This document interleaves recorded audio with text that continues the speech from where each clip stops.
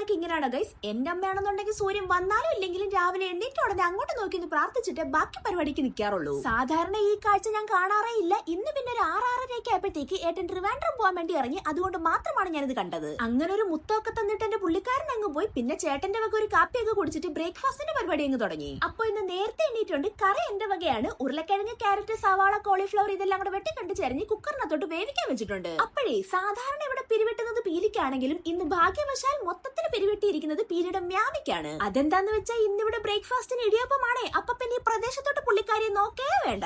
എനിക്കാണെങ്കിൽ ഇടിയപ്പമാണ് ഏറ്റവും ഇഷ്ടം. അങ്ങനെ ബ്രേക്ക്ഫാസ്റ്റ് ഒക്കെ റെഡിയപ്പോഴത്തേക്ക് അമ്മ ഒരുങ്ങി തൊട്ട് അപ്പുറത്തെ വീട്ടിലോട്ടൊന്ന് പോവാണ്. അവിടെ ചെറിയൊരു പരിപാടി ഉണ്ട്. എന്നാ പിന്നെ അമ്മ പോയി വരുന്ന സമയം കൊണ്ട് കുറച്ച് ഇടിയപ്പം കറിയും കൂടെ അകത്താക്കാന്ന് കരുതി അതും എടുത്തോണ്ട് വന്നിരിപ്പുണ്ട്. എന്റെ പീലിയാണെന്നുണ്ടെങ്കിൽ മാമിയെ പോലെ തന്നെ ചെറിയൊരു ഇടിയപ്പ വിരോധിയാണ്. അതാണ് ആ മുഖത്ത് ഒരു ഉത്സാഹം ഇല്ലാത്തത്. അതൊക്കെ കഴിഞ്ഞ് പിള്ളേരുടെ കാര്യം നോക്കി നിന്നപ്പോണ്ട് മീൻ വന്നു. ഇനി ബാക്കി അടുത്ത വീഡിയോയിൽ. അപ്പോക്കെ ബൈ.